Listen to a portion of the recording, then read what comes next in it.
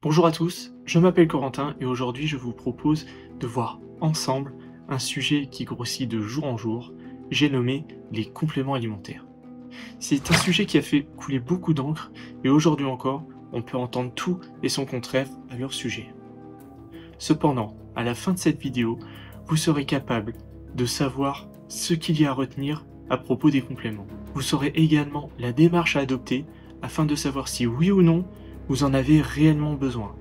Et si c'est le cas, je vous proposerai différents critères qui vous permettront de choisir le complément alimentaire afin qu'il soit de la meilleure qualité possible. Leur histoire a débuté dans les années 70 lorsque le chimiste et physicien américain Linus Pauling a mis au point la nutrition orthomoléculaire.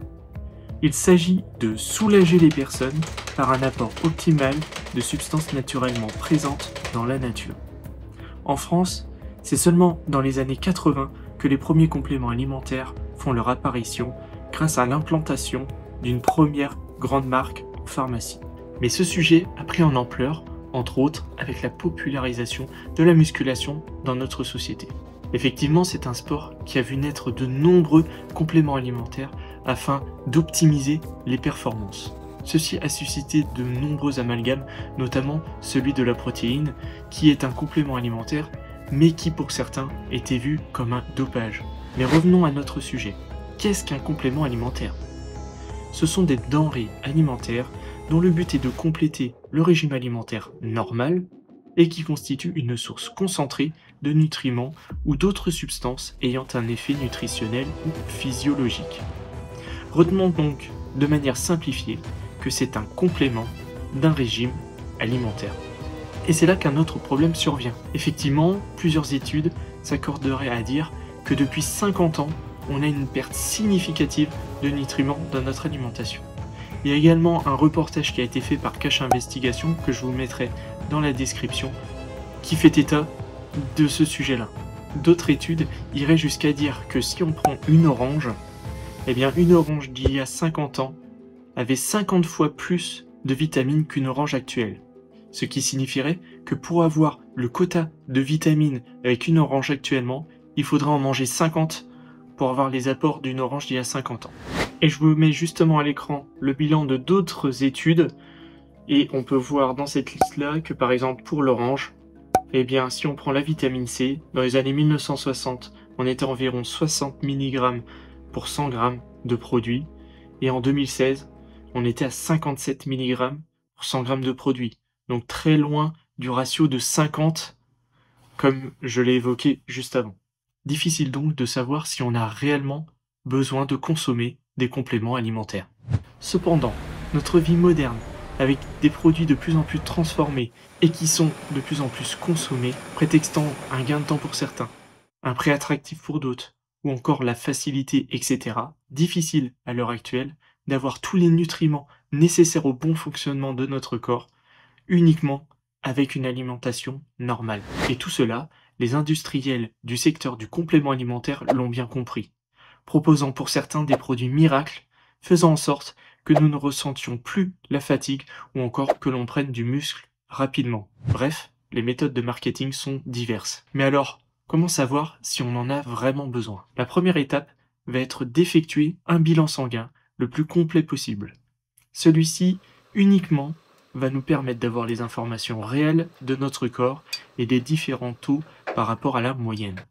Cela doit être la base pour toute utilisation de compléments alimentaires. Deuxième étape, en parler avec un professionnel de la santé. Effectivement, si la prise de sang révèle certaines carences, cela ne veut pas dire pour autant qu'il faut consommer des compléments alimentaires. La solution est peut-être tout simplement de réadapter son alimentation et de la diversifier afin de combler ces éventuelles carences. Troisième étape, si la réadaptation de l'alimentation ne suffit pas, alors cette fois-ci, on va prendre conseil auprès de notre professionnel de santé afin qu'il nous dise quel complément alimentaire pourrait s'ajouter à notre alimentation afin de combler ces carences. En effet, les besoins d'une personne normale ne sont pas les mêmes qu'une personne qui, par exemple, prépare un semi-marathon ou encore dans le cadre de la musculation, prépare une compétition. Avec ce mode opératoire, vous serez à même d'apporter une solution adaptée qui vous évitera tout d'abord d'impacter négativement votre santé avec des choses non nécessaires et également de dépenser votre argent inutilement. Je tiens quand même à préciser que certains acides aminés ou minéraux qui sont synthétisés par le corps peuvent diminuer au cours du temps et peuvent être difficilement consommables avec l'alimentation normale. C'est le cas du collagène qui, à partir de 25 ans, voit sa synthétisation diminuer, ce qui peut engendrer à terme des douleurs chroniques.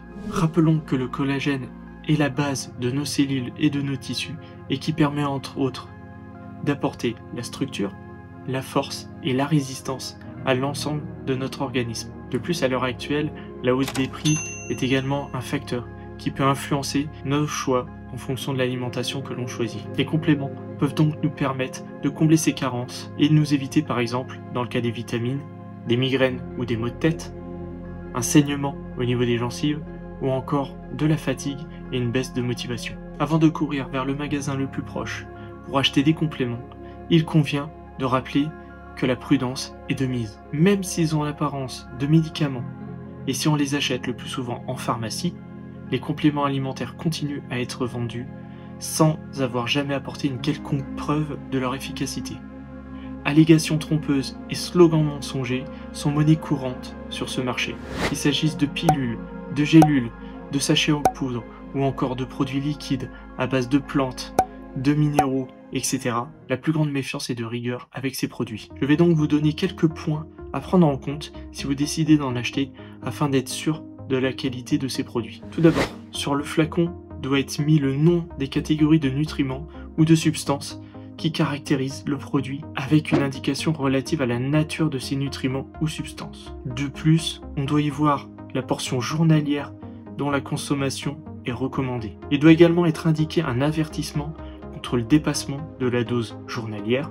Doit ensuite figurer une déclaration visant à éviter que les compléments alimentaires ne soient utilisés comme substitut d'un régime alimentaire varié et doivent aussi indiquer un avertissement indiquant que les produits doivent être tenus hors de la portée des enfants. Et le plus concernant ces produits-là, c'est qu'on ait une certification de qualité des produits ou au moins qu'on sache qu'ils ont été testés dans un laboratoire. Alors, que retenir de tout cela finalement ?